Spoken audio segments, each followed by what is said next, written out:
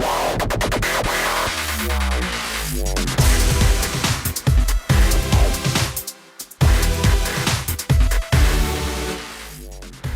everybody, it's Thursday, April 17th, 2025. Welcome to the NFL Fantasy Football Podcast, where we really let Laquan create the rundown. Let's go! It's me, your man, MG Marcus Grant, joined by Michael F. Florio and the aforementioned Laquan Jones. Yeah, I should really start locking the rundown. At least the intro. Except yesterday, I actually did need you guys' help, so I appreciate you guys jumping in and helping out with this. It was all LQ. All right. Yeah. And you didn't even finish the full intro. You got a couple letters there. GG, MU. Good, I don't even know what that glory, means. It means glory, glory, man, you, baby. Let's go. Oh, yeah, no, we're not doing that. Anyway. Look at Florio.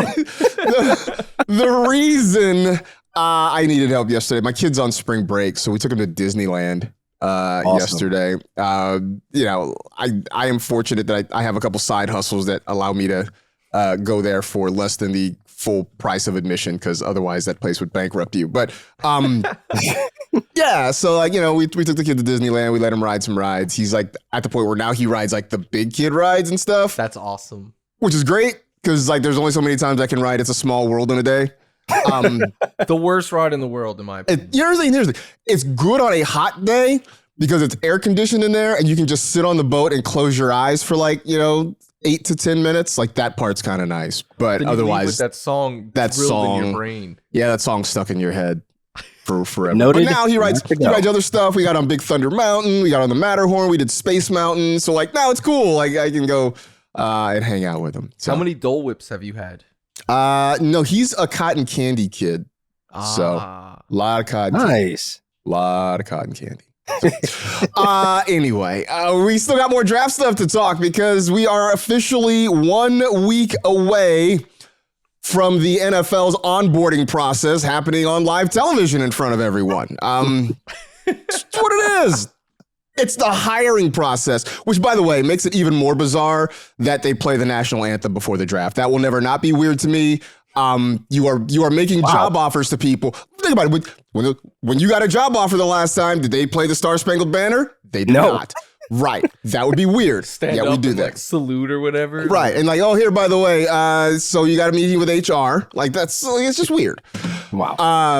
How Marcus, if anyone knows this of the three of us, it would be you. How long before they get drafted do they meet HR?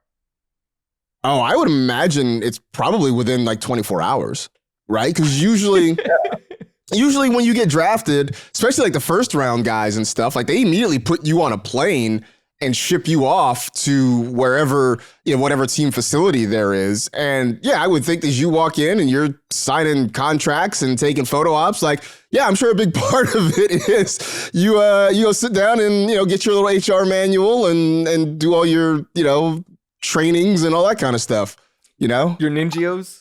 Your NGOs? Right. Like I am sitting here. Could you imagine that, like, you know, Caleb Williams and Jaden Daniels had to sit down and like watch a video on like, you know, workplace behavior Yeah. like that before going to their first team meeting? Immediately, like, before you meet your teammates, you gotta watch this. Right. Yeah. Exactly.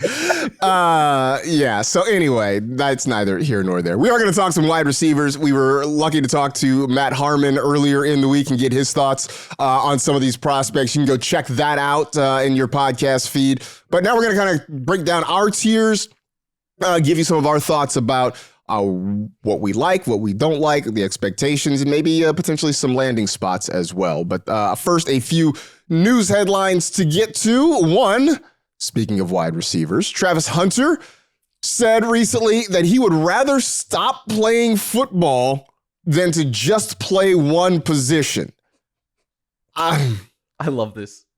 This is crazy. Okay, look, here's the thing. In terms of attitude and you know, presentation, like, yeah, man, that's awesome. Like, that seems great. Like, you're really gung-ho about this playing both ways thing.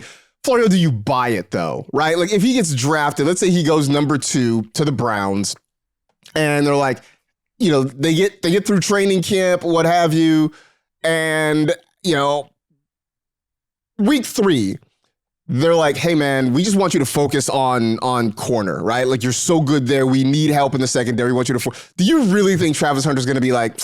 I'm out. I'm done. Really? No.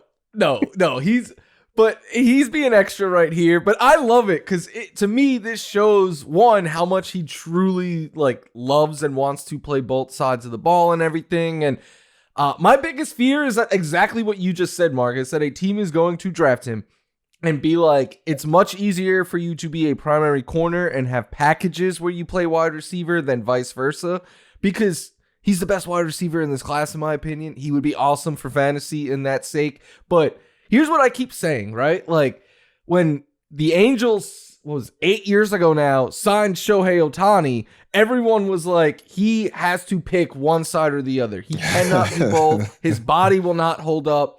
And then look at where we are now, right? Like, so just give Travis Hunter the chance, right? Like if you're the Browns or the Giants, the Patriots, whoever takes him, give him the opportunity in year one to try both sides of it. Maybe halfway through the year or something like that, he realizes it's too hard on his body or anything like that. You can always change it, but just give the kid a chance. Like that's my attitude. If I was drafting him, I'd be giving him an opportunity to see if he could do both before making him pick one.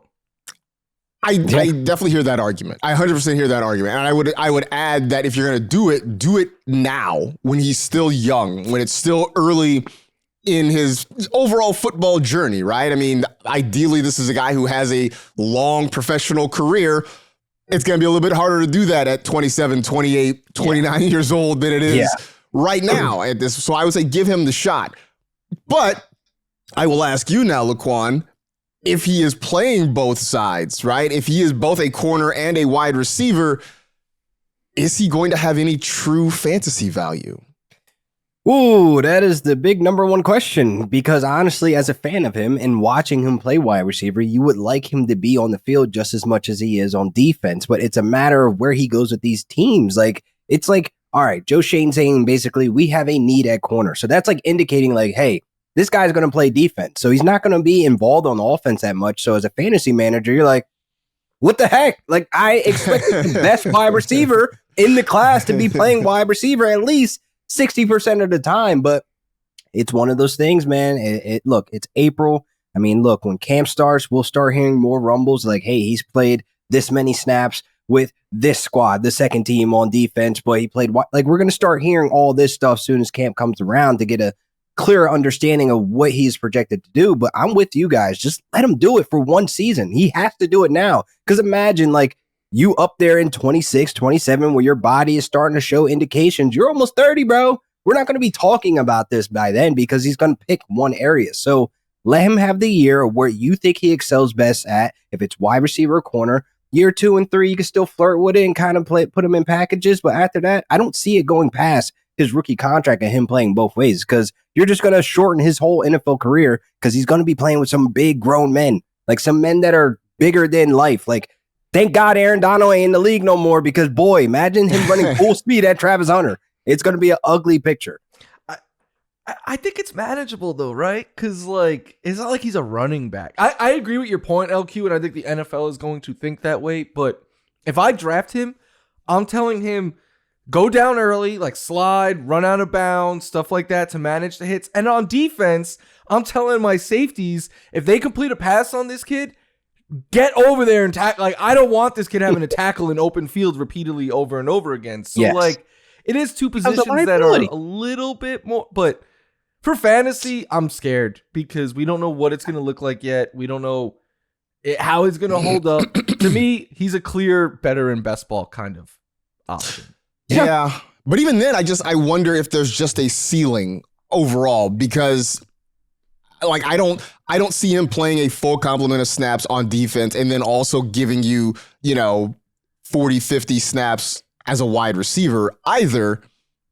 It's just different, and yeah, you can sort of, coach him to, hey man, hey, safety, I need you to give him some support here and make some tackles. But like, how do you hide him in the run game? Right? Like when you're facing the Ravens twice a year and if the edict is for him to not tackle, well, then I'm running Derrick Henry to his side 20 times a game. You know what I do? I show Sauce Gardner highlights and I'm going to try and tackle.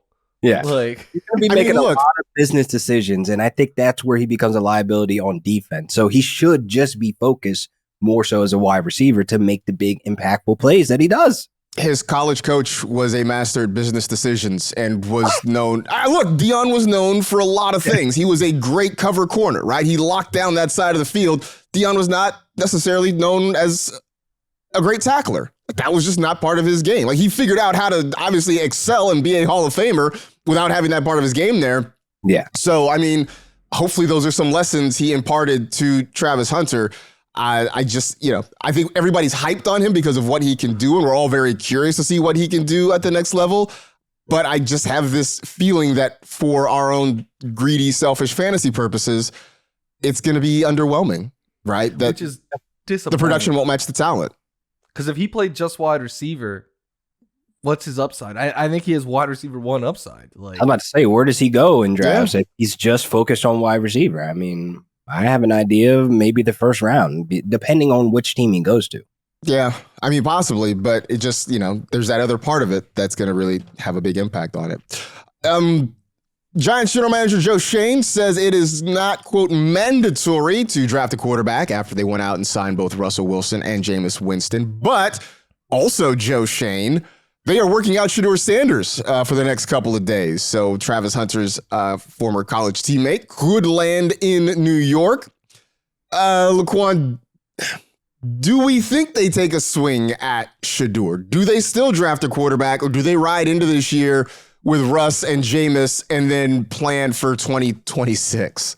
No, I don't see them taking Shedeur because you would be on the pressure seat to start him over Russell Wilson that you just paid and Jameis Winston. I mean, you already have your backup plan for Russell if he starts to get cold, meaning when he gets towards November, December, and he falls off, production-wise. Like physically cold, not like as it starts playing badly. Right? Yeah, in both ways, really. Where so it's like, if I'm Joe Schoen, Brian DeBall, I need it now season. Like, I need to win now.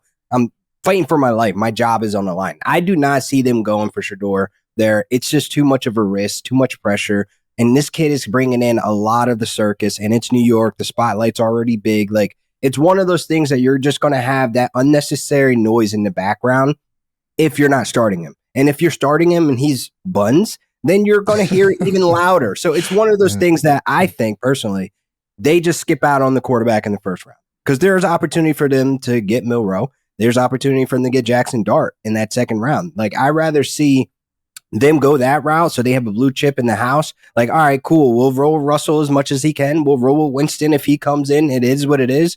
And then the keys will be handed over to Jackson Dart or Jalen Milroe, whoever they seem to want to get there. If you are Joe Schoen and you draft Jackson Dart or Jalen Milroe, you will not be around long enough to see them develop. You just won't. I mean, it's kind of the plan. You already kind of messed that up by getting Jameis Winston and Russell Wilson. You're 100% right. They have painted themselves into an absolute corner at this point. And now they are trying to find whatever life raft they can to sort of hang on in this front office with this organization, right? You gave away Saquon to your biggest rival, who then goes on to win the Super Bowl. You win a pointless game. You could have been at the 2 spot. You go and you sign a couple of, at this point, journeyman quarterbacks, right? I mean, Russ is not what he once was. Jameis is entertaining to watch, but that's because I'm not a Giants fan, right? If I was a Giants fan, I don't know that I'd have the same entertainment level watching Jameis Winston sling YOLO balls. So they're really in a tough situation here where, common sense, wisdom probably says you draft a quarterback and develop them, but they don't have that kind of time. And the guys they brought in aren't going to help you win in the division that you're in when you got to deal with Philly and you got to deal with an improved Washington club. Like, it does feel like they are headed to lame duck status, and if they do draft a quarterback, that guy's going to be working with a brand new front office and maybe a new coaching staff within a year or two. Mm-hmm. Tank for Archie. I don't know what they're doing here, but to me, I continue, and I know I'm on like the other side of what a lot of people are saying. I kind of think they're going to take either Carter or Hunter at 3 now, but let's say this roster with Carter or Hunter, what are you going to win? 6-7 games? Is that enough to save your job and stuff? To me, I continue to say it. I think the clearest path to saving your jobs is if you believe in Shedeur Sanders, you draft him, you start him, and you let him show progress. Because if you win 5 or 6 games with Russell Wilson and Jameis Winston, you're gone. If you win 6 games with Shedeur Sanders and he shows signs of life and enjoys playing in your offense, you might earn yourself another year plus with that because you now have this relationship and you're showing that, hey, I can get this kid to where you want him to be. But I mean, with Russ, you're going to probably have to make the playoffs to keep your job. So I get the thinking of going all in on this year, but I always think moves like that are counterproductive. They were 3-14 last year. I don't know that Jameis or Russ makes them a playoff team in the NFC East, right? Malik ain't enough either on that offense. He's like not. It's not even really like a reality of them going to the playoffs with their current personnel. Like this draft, they will have to hit on some of these wide receivers that we're going to talk about today and have key contributors that can make impact day one. Because it's like, if you mess up the first round pick, okay, at least you could salvage and kind of get your later picks and get some guys that can make an impact on offense with Russ or Winston. It's like, honestly, it's like we're just kind of saying what it is. It's right there. Like, this is their last year in that office. And whoever quarterback they draft, they're just going to be dealing with another coaching staff, redeveloping or erasing everything they learned. Like, this is just setting a quarterback up for failure. So I'd rather them not draft any quarterback this entire season. Yeah, I mean, I'm just looking at it. Philly, Washington, I like as a playoff teams. Mm-hmm. You're going to get a winner out of the NFC South, probably Tampa. So that's 3 playoff spots right there. I think the Rams win the NFC West. That's 4 spots. So you got your NFC North winner, you know, and then the Vikings are still going to be good. The Packers are still going to be like, you got the Lions, Packers, and Vikings. That's 7 spots right there. Where do they fit? There'll be a couple of teams that we don't see coming. Yeah, exactly. But I don't think the Giants will be one of those. Nope. The Giants won't be Back one it of up. those. Which is, if your ceiling is like 6 wins, if you really like the quarterback, I'm like, just take him now. But I don't know. Yeah, it's not even, and I think it's not even about Russ or if it's Winston. Like, even if they had Aaron Rodgers, let's say he signed and he was the guy right there in the driver's seat, I'd still would feel the same way. Like, he's not taking you past the playoffs. There's just no way. You don't have the current team to do that. My final word on this is that the Giants can go to a playoff game because they can buy a ticket like the rest of us. Yeah. I was like, I got nothing out from the quad out of that. He was like, I really was expecting more. I'm so disappointed. Anyway, I guess it's settled case law. Like Cam Ward is going to the Tennessee Titans. I think Cam Ward obviously believes that Cam Ward is going to the Tennessee Titans. He was asked about his top wide receivers in the NFL, and 2 of the 4 people he named happened to play for the Tennessee Titans. Wow. Calvin Ridley at number 1. Can't believe this. Jamar Chase at 2, Justin Jefferson at 3, and Treylon Burks at number 4. What? Based off of what tape? Based off of, I think I'm going there and I'm going to big up the guys that I'm going to be throwing the football to. Wow. That's all it is. I would be shocked if Treylon Burks is the second best wide receiver on the Titans in this time 10 days from now. Treylon Burks in 3 NFL seasons. I had to hold that in. Has played a total of 27 games. Right. So what is that? 12. He's missed like 24 games, I think it is, if I'm doing the math right. So 27 games, 27 catches. Has fewer than 700 total career receiving yards. That's insane. In 27 games, he has 53 catches for 699 yards and 1 touchdown. Like, if I'm the Titans, right? Second round up, obviously 1 is Cam Ward. We already know that. Like, 2 in the second round, this is a deep, it's not a wide receiver class. We're going to talk all about it. Like last year's with the high end talent, but there's a lot of depth when you get into that second, third round range. They're probably going to load up on weapons to put around Cam Ward. Like, yes. Again, if you ask Cam Ward this same question in 2 weeks, he's probably going to be saying another rookie's one of the top. Yeah, like seriously, like I don't know. I thought this was hilarious, and plus he was playing Fortnite, which is even more hilarious and made me feel old. Ag. This is like his main game. Like, back then, I was playing like GTA, Super Smash Brothers. Like, this is his main game. But anyway, just talking about his top 4. Whew. Yeah, it's insane. Like, I can't believe that it. All my nephew wants to do is play Fortnite. Fortnite. He needs But gifts. overall, He's like, give me Fortnite money. Like, that's all he wants. yeah, wow. There's Fortnite money. I did not know that. Oh yeah, I am seasoned. Now. But overall, I forget what it's called, this, but there's a name for it. but him bigging up Treylon Burks just makes him a great teammate. And I think he's coming in trying to be the leader, to big up and give confidence to his guys that are already currently there, which you appreciate coming from your franchise quarterback, quote unquote. I just feel as though like there's no way that we can honestly think there's going to be a Treylon Burks season. Like, there's no way the stands are popping from the grave and saying that we're back, baby. Like, I don't think this is that moment. No, this is definitely not that moment. No. By the way, shout out to our producer Gavin, who dropped in the chat that I guess he also said Tony Pollard and Tajay Sharp are the best running backs in the NFL. And he's only looking for his V-Bucks, apparently, Florio. V-Bucks. Yes, I've bought many a V-Bucks now that he says it. For Fortnite. Wow. So yeah, Cam Ward obviously all in on the Titans. Going to be really awkward if they do take Abdul Carter at number 1 and he's up to go somewhere else. Oh, that would be so just because great. everyone else's head would implode. That would be really, really I'll awkward shut the draft off right there. if they took Like the somebody Browns else. would be like, Satisfied. dude, like holding the beer, pointing like we could get Cam Ward. Like us? Huh? Wow.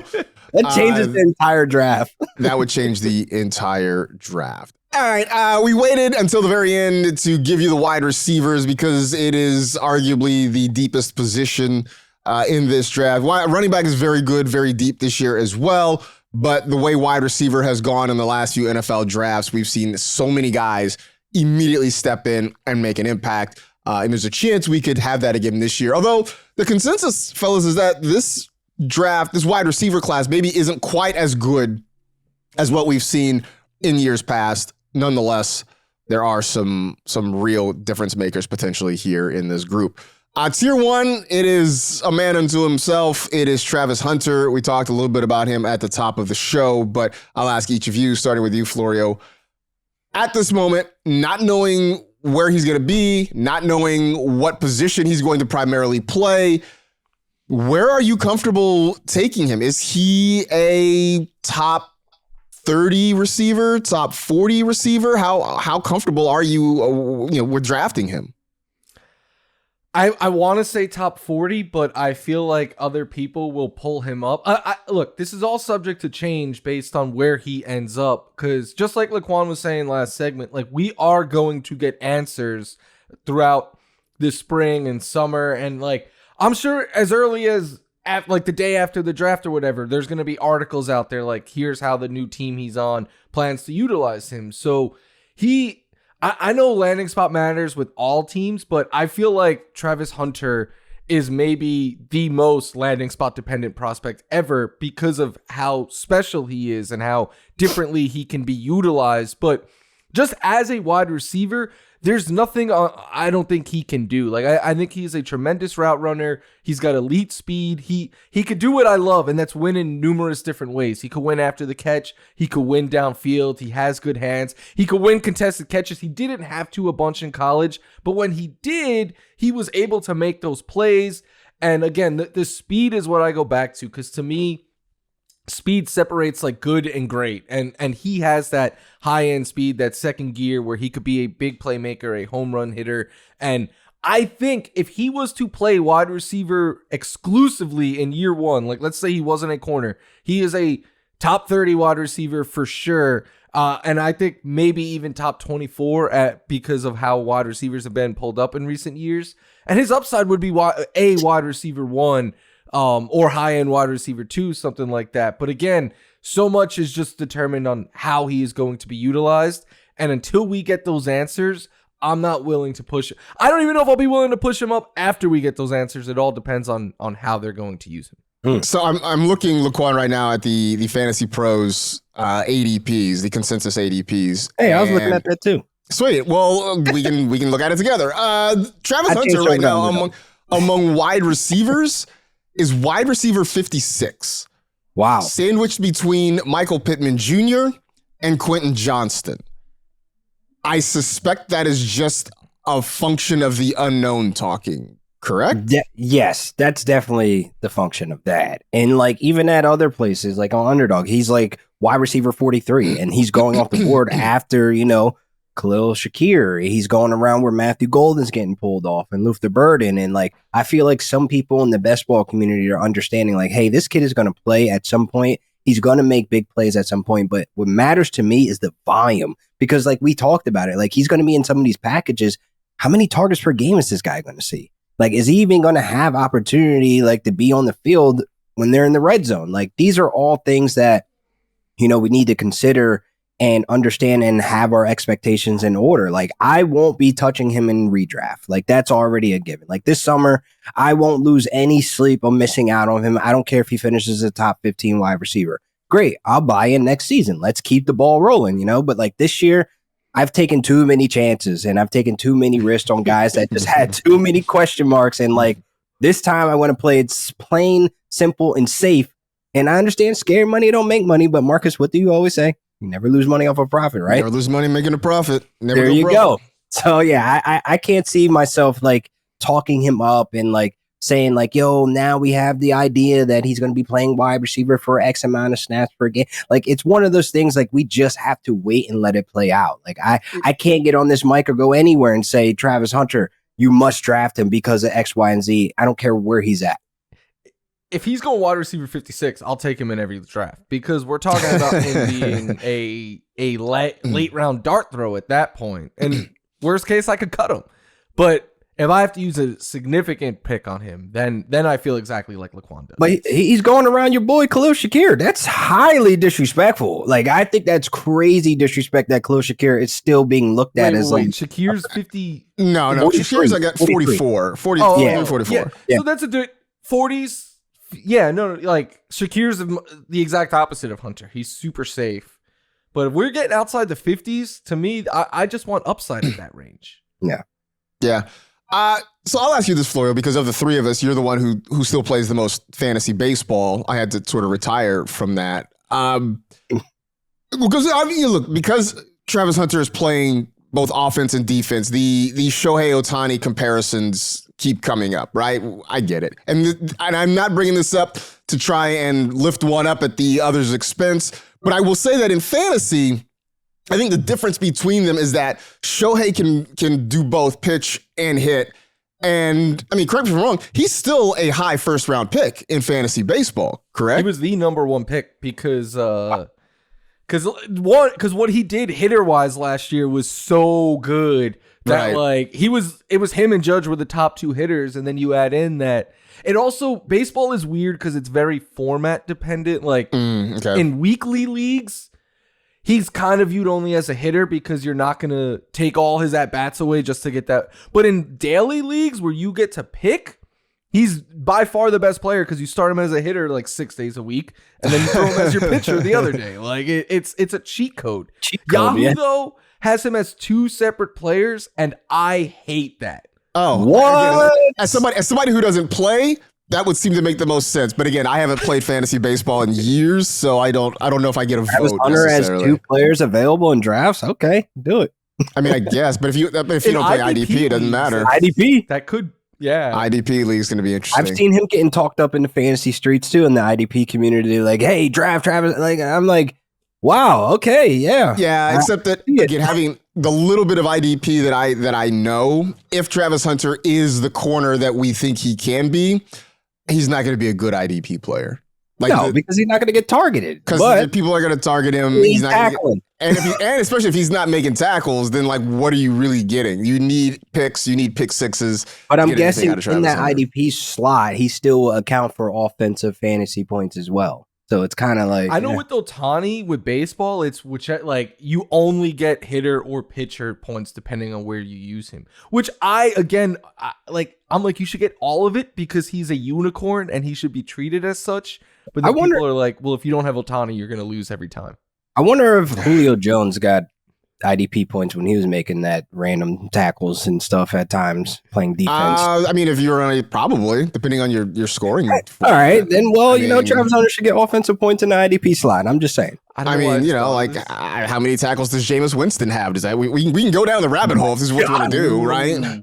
All right, we can go down the rabbit hole. It ain't gonna be much because you get negative points on the interception. Yeah, that's true. Very true. Wow. Very true. I didn't think we'd go there. Let's move on to tier 2 because a few more interesting names in tier 2. Ted McMillan from Arizona, Matthew Golden from the University of Texas, Emeka Ibuka, who we talked to Matt Harmon about earlier in the week, and Luther Burden, who is sort of Schrodinger's prospect, either good or not good, depending on which of my two co-hosts you ask here. It seemed like you're being outvoted, Laquan. Yeah, I get it. I get it. He's explosive in open space. You're going to have to design some plays for him, and you're going to be very, very, very happy and satisfied when he makes these big plays on offense. But who's drawing up these plays? Where is he going? I can't have a solid opinion on him to talk him up because we've seen too many prospects of his caliber, of his electric ability, fail and fall on their face. And I'm not going to say Laviska Shenault is the exact comp that I have, but it's an example of like a guy that was explosive in open space who ran like a running back, slipped all these tackles, and it failed because he went to the bad location of the Carolina Panthers in Jacksonville. So it's like, hey. There's Luther Burden? No. I'm just saying, I think there's a risk with the type of talent that he has. We've seen too many examples of them going to wrong locations. So I need to know landing spot before I start talking in positive light about this kid. But doesn't that apply? I feel like that applies to pretty much everybody outside of Travis Hunter. I think it does. I think the biggest difference between me and Laquan is we just view Luther Burden as I see the type of player that you're talking about, Laquan, and I know that prototype and it is very like landing spot dependent and how he's used and stuff. I just think Luther Burden's more than that. Like, I think he can win downfield. I think he can separate consistently. He could win after the catch. He's got good hands. Like, I saw a lot that I really loved while watching him. I think the QB play held him back a lot, especially on those deep passes. Ideally, I think he is a number 2 in the NFL, but I literally could say that about every single wide receiver in this class outside of Travis Hunter. I don't know. I think that's the biggest difference is just how we think he can be utilized. Because I think he's a lot more than just a gadget guy. I mean, I get the impression that, like you said, outside of Travis Hunter, so many of these guys are going to really have their fantasy futures hinge on the teams they land with, the offenses they land in, the quarterback play they get. Whereas, like, I don't know that we could have said that about some of the guys the last couple of years, right? I mean, Jamar Chase going to Cincinnati was great to play with Joe Burrow, but do you doubt that Jamar Chase or Malik Neighbors or Brian Thomas Jr., those guys feel like they would have been studs anywhere. And yes. Aside from I like technical. Well, okay, there's some places where the gravitational pull is just so strong. That's my point. Oh, it's just that's an outlier, right? Like, I mean, hey man, like you're really great, except for you got sucked into a black hole. That would have sucked everybody down, right? But like everybody else in open space is doing great. Yeah, I like Ted McMillan, but it does feel like, like you, Florio, you and Harmon were talking about, like, are they going to send him somewhere where they're like, hey, man, we just want you to sort of be a high point guy. Do we want you to just try to be a contested catch guy when maybe that's not his best strength? I mean, we've seen that with guys in the past before, and it just has never worked out instead of actually figuring out what he does well or maybe using him in a way that hasn't been used before. Yeah. I worry about that with all these guys in tier 2. Yeah, I wouldn't want Luther Burden to go like to the Patriots, let's say, where they're like, you're our number 1. Like, I would love the volume, but I don't think he's that kind of like X receiver. But if you put him opposite of an X, and you're like, you could run streaks, you could do all these different things. Like, I think he adds a lot to an offense because he's just very versatile. How do we feel about Matthew Golden? I feel like that's a name we haven't spoken about a lot. I hear the sigh from Florio, so I will let you dive in. Yeah, you kick it off because I hear think the big inhale. Like what is that? I like Matthew Golden. I think he's getting a little pushed up because of the 40. And when I watched him play, I didn't feel like he played as fast as the 40 time indicated.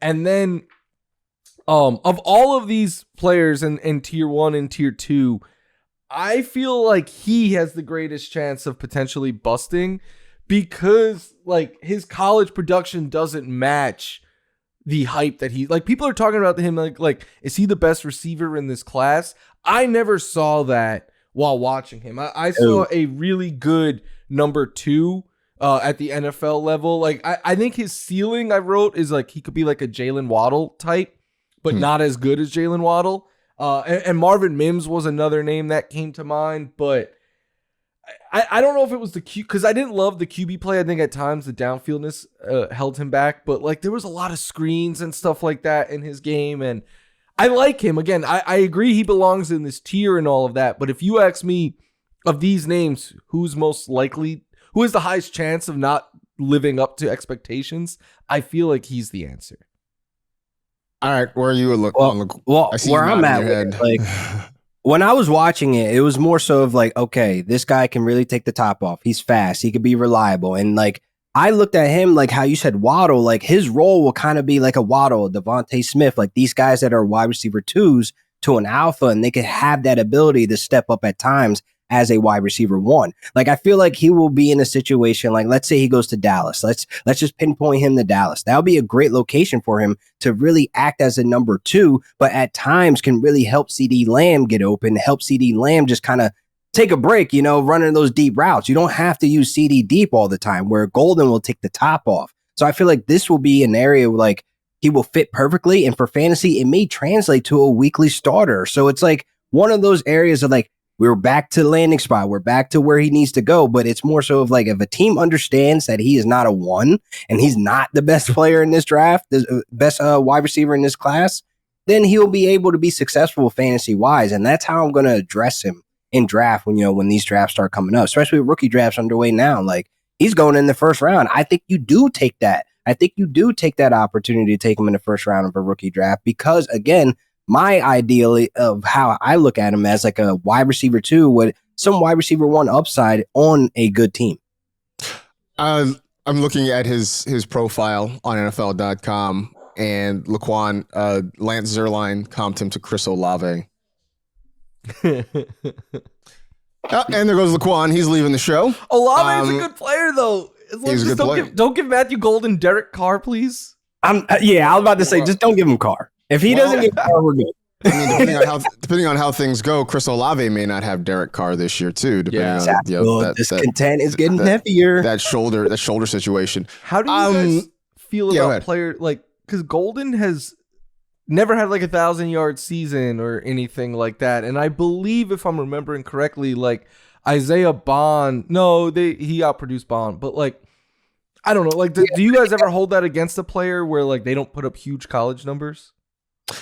Some of it depends on the offenses that they are in, depends on the offenses they are in, the quarterback play that they get. The fact that he was not the leading receiver in terms of catches at Texas, but he was their leading gainer in terms of receiving yards, had 9 touchdowns, on a team that was very good, on a very good offense. I think that counts for something, right? You look at the conference they played in, you look at the level of competition, you look at the production he had. I do think that is worth something.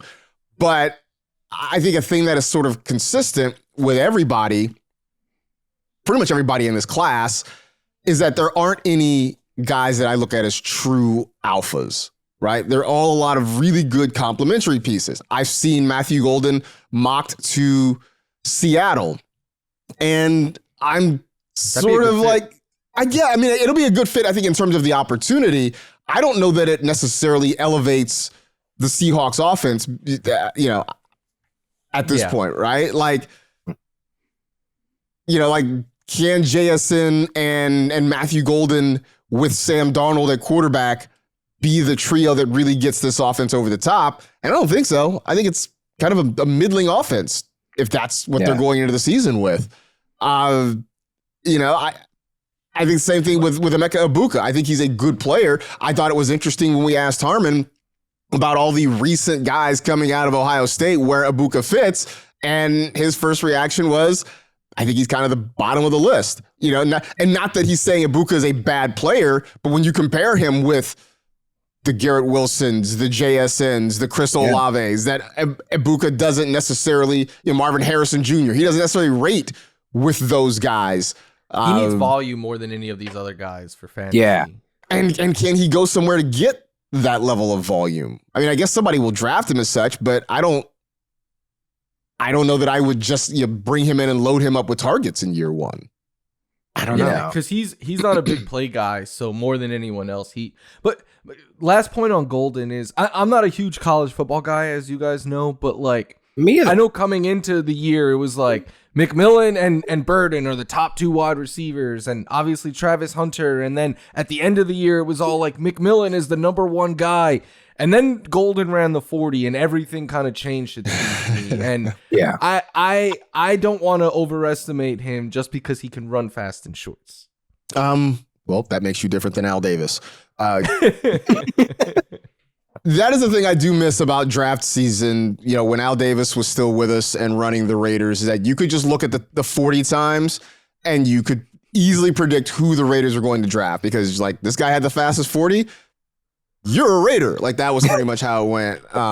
Who is it? That's it. Darius Hayward Bay. Darius Hayward Bay. Okay, since we're on Darius Hayward Bay, you were asking about guys in their college production and how much you hold it against them. Darius Hayward Bay was a chief, example of that, because he played in a Maryland offense that was just wide open. Right? They ran multiple wide receivers all the time. They threw the ball a ton. And somehow in his college career, he never even had 800 yards in a season. Yeah, I'm looking at it. It's insane. Right? I mean, what is this? Maryland wasn't necessarily a good team in terms of wins and losses, but they threw the ball a ton and they were out of the shotgun a ton. And somehow DHB never put together a really He was the 7th pick. Season. Yeah. Oh my God. But he was fast. He was fast. We decided to go through the wide receivers taken in the 2009 draft. Darius Hayward Bay was the first one taken at number 7. And we went through the first round. Wasn't great. Michael Crabtree, easily the best of the bunch. He went to the Niners at number 10 and ended up having a very good career. But the other first round guys, Jeremy Maclin, okay. He had a couple of decent seasons. Percy Harvin was never the NFL player that he was in college at Florida. He was amazing at Florida. Never matched that in the NFL. Hakeem Nicks, who had a pretty good career, mostly with the Giants. He went number 29. Kenny Britt. Let's go. Goes number 30 to the Tennessee Titans. Kind of had an okay career, but yeah, overall, the first round wide receivers in 2009 were pretty underwhelming. Although I would think that Darius Hayward Bay. Did he have the worst? He might have had the worst career of all the wide receivers. He was the first one off. Gets mocked. Yeah, he was the first one off the board, and he was probably the worst of that bunch there. All right. Our tier 3 and tier 4 wide receivers. Tier 3, Trey Harris from Ole Miss, Alec Ayomanor from Stanford, Jaden Higgins, who is Laquan's dude. They're from Iowa State. Let's see, another Iowa State, Jalen Knoll, Jalen Royals. So we got 2 Jalens and a Jaden here in this tier. Xavier Restrepo from the U. Jack Beck from TCU, and Isaiah Bond from Texas, who I think we should note that there are allegations of sexual assault against Isaiah Bond that are being investigated right now, and that is very likely to have an impact on where he is drafted right now. So that's definitely something to keep in mind when when you think about Isaiah Bond at this point. I'll start with you, Laquan, because you were talking to Harmon about Alec Iomanor from Stanford, a guy that you just recently took a look at, and you seem to have kind of fallen in love with a little bit. Yeah, and our very own Jamie Erdahl, Good Morning Football, she's talking him up as well. And I think there's something there, man. And honestly, I think he falls into a situation where he becomes a possession type, but he'll flash that big playability at him. He'll throw up a one hand and catch it and grab it in one of those things. And very, very, sideline awareness too. And it's like one of the qualities of a wide receiver that you want. And like, he's just one of those guys that I think he's going to fall into a situation. And Harmon even notioned to it, like, doesn't he just seem like a Green Bay Packer? And I'm like, oh my God, yeah, he kind of does. But that doesn't seem great for fantasy, right? No, I mean, it just like it just seems like a black hole for fantasy if he No, if he goes and there. like I hope he lands into a situation where he could really get the reps and get the work. Like I'm not expecting year one impact from him, honestly. And like if we do get it, it's one of those things where it's like, wow, this is just the perfect situation for him to be a contributor, to be a wide receiver too that can flash at times. And that's what most of these teams in this draft need right now. They need another guy on the other side. Like we're talking about the Panthers who need a 1, but we're looking at, the Patriots. They need a 2 next to Diggs because I think Diggs is still going to be able to go out there and be, a Stephon Diggs of the past, but more so of like, you need another guy that needs that help. You need somebody that's going to go out there and be able to contribute and be reliable. Anybody in this group that you really like, Flory? I mean, I know that, Laquan loves Jaden Higgins. Were you a Jalen Noel guy? I don't remember if you were. I do like Jalen Noel. I remember watching him and being like, he kind of reminds me of Khalil Shakir. Like, really good in the slot, good hands, can win after the catch, and flash a bit downfield. Like you're not drafting him for his downfield ability, but that's in his game. Like you could sprinkle that in, but he could be a possession guy who's really thrives after the catch. And another one that I like, I don't want to say I like him because of all the off the field stuff he's dealing with now, but just as a player, Isaiah Bond stood out to me because of speed. And he plays faster than Matthew Golden. I know Golden ran the 40 faster, but watching them together, I was like, this guy is the one that I would want to be giving the ball to every time because he could take it the distance any single play. So that's always what I'm looking for is like, do you have a trait that makes you kind of elite in some regard? And he has that speed, I believe. So in this group, those Noel and Bond are the two that I have ranked the highest of these guys. From just strictly a football standpoint, did it bother you the whole Isaiah Bond, I'm going to break Xavier Worthy's record in the 40 to end up not coming really close to that? I thought it was hilarious. I know we got a couple of jokes on this, and like, dude, don't under promise, over deliver. Like that's advice for life. That hurt his draft stock before any of the other allegations. 100%. Because like you really set up these GMs like, all right, we're locked in, and then it's like, what is this? What is that? I knew about that before I watched him, and then so like to me, I was like, oh, this guy's not nearly as. And then I watched him, and I'm like, oh, he's to me, I think he plays faster than Golden, who ran way faster. So like, I think the 40 is cool and all, but like, how many times there's a player running untouched straight 40 yards? Like to me, yeah. I care more about do you look fast when you're playing against your peers on the field? And he checked that box for me. Yeah, no, I think that's fair. We said before, the combine, I guess, is interesting theater for a lot of people, but they don't do actual football drills in the combine. It's just not. And there's a reason it's called the Underwear Olympics. So I do think it's important to sort of go back to the tape and look at what you're seeing there. I think to your point though about Matthew Golden and his college production, I think some of, if you are underwhelmed by it, I think some of it is because he was sharing opportunities, right? That they had other guys there like Isaiah Bond, who could make plays. And so that naturally took some things off of his plate a little bit. So I think that's sort of worth keeping in mind.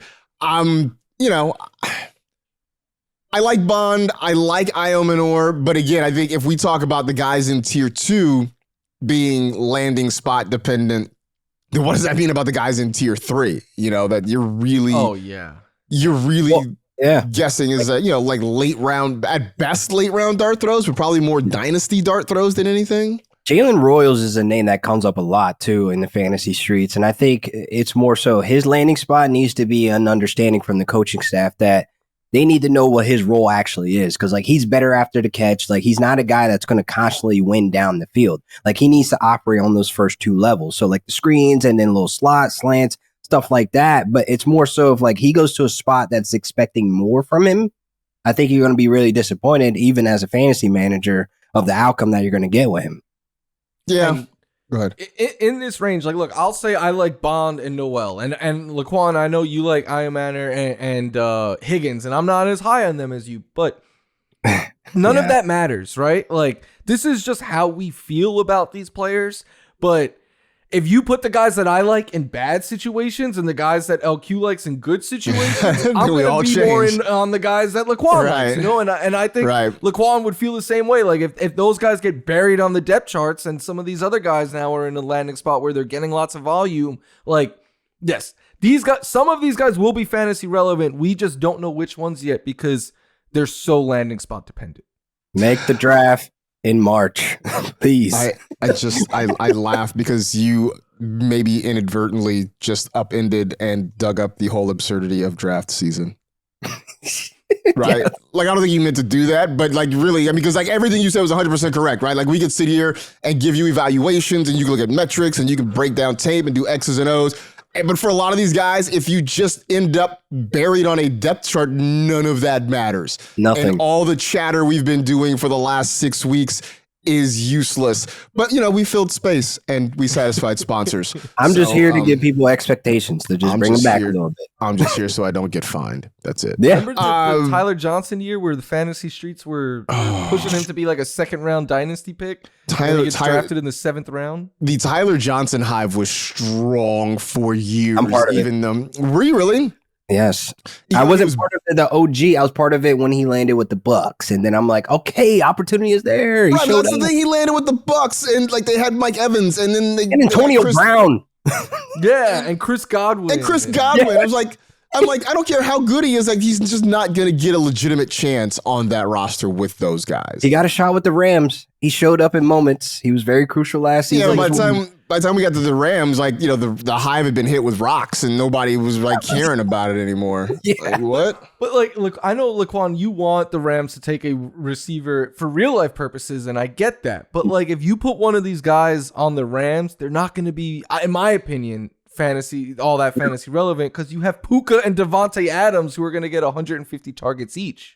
Like, I wanted a Emeka Egbuka, and then as you start watching and understanding, like, he's a slot guy, okay, but his role will overlap with Puka. You know what I mean? Like, I kind of want Puka to operate slot outside, even with Adams. So it's like, where does he fit in? You know what I mean? Like, I don't think he'll get that volume to be fantasy relevant. But a guy like Jalen Noel, like, we need somebody that's going to be a slot who's going to be quick in his breaks and stuff like that. I think there could be something there for him if we just let him live and breathe there and just keep Puka and Adams on the side. But again, it's all about what's going to work and what overlaps, what doesn't overlap. For real life purposes, I want us to draft the slot, but for fantasy purposes, it's not going to be anything worth, drafting. No, I think any receiver who gets drafted by the Rams is probably not worth our time. Or someone like that. I said that too, but I'm like, oh man, it just wouldn't be like fantasy relevant. Like, I would love to draft him, but it'd just be like, I already know how this is going to go. But I think that applies to any receiver the Rams would draft. Like, I hope we do. I hope we do. Yeah. Even Luther Burden. If we get Burden, then we're back, baby. Nah, come on, put him somewhere. No. You don't deserve Luther Burden. You don't deserve Luther Burden now because you just hammered him. Devo type. Let him go. Let him just open up the playbook. You've had too many negative things to say about Luther Burden. You don't deserve him. He's not in the satchel yet.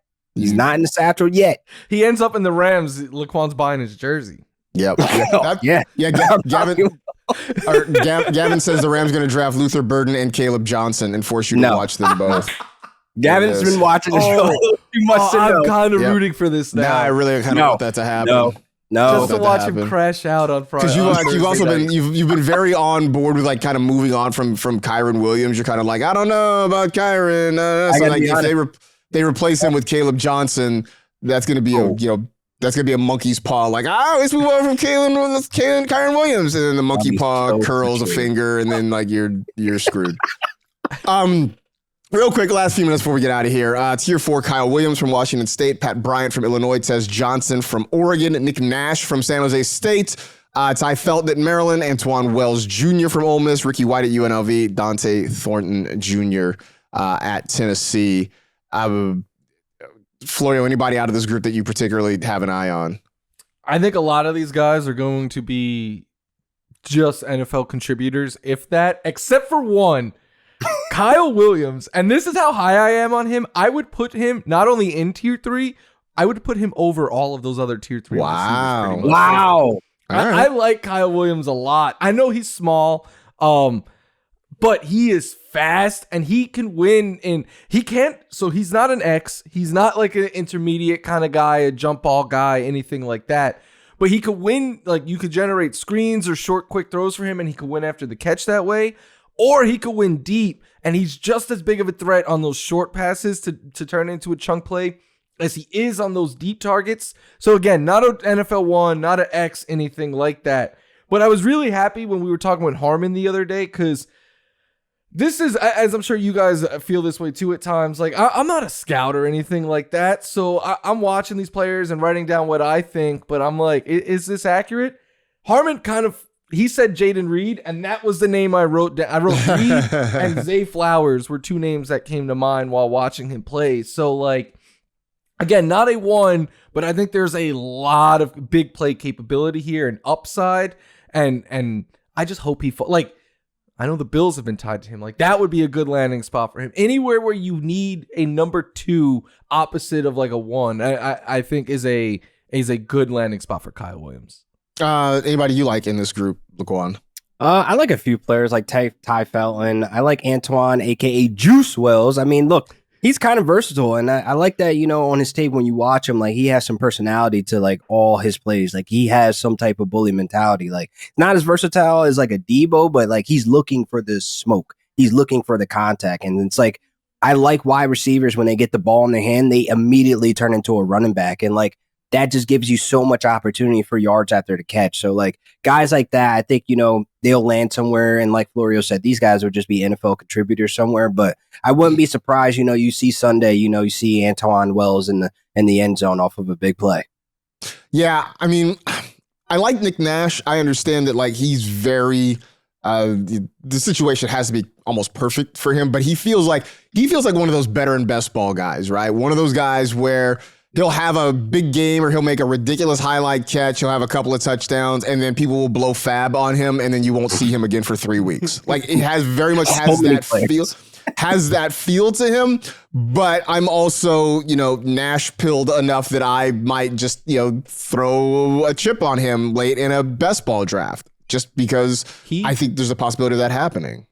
He ruins, when you look at stats for the wide receivers in this class, he ruins it because he had like 200 targets. So he just leads in like every single category. Right. So I'm always like, okay, besides Nick Nash, who led in this category? Yeah. I mean, that's super fair. Also a guy who took advantage of the COVID situation, played 6 years at San Jose State, although 3 of them were as a quarterback. And then he switched over to wide receiver as well, but did play 6 seasons. 6 seasons with the Spartans.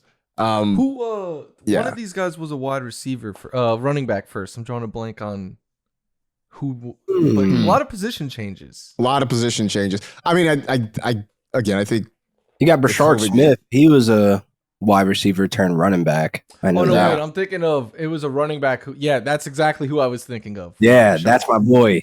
Yeah, we'll get into him later. So, it's gonna be interesting. Next week, we'll be back with you on Tuesday, and we'll kind of give a draft overview. Emory Maybe Hunt we'll do something. Joining us. Oh, that's right, Emory Hunt next Tuesday. All right, so we got that. That'll be great. And then on Thursday, we will do a live stream. No pod on Thursday, but soon as night one of the draft is over, we will be up and live on YouTube, on the NFL Fantasy YouTube channel, kind of recapping what we saw in the first round and getting you ready for the rest of the weekend as well in the draft. So be sure to stick around for that. We'll be, remind you of it next week too. So should be fun. There you go. That's it for our wide receiver tiers. That is it for our positional breakdown. So looking forward to talking to Emery Hunt as we do every year. We'll do that next week. But that'll do it for this edition of the NFL Fantasy Football Podcast. Stay happy, safe, and healthy. Do good and live well. Enjoy the weekend, everybody. And we'll talk to you again next week.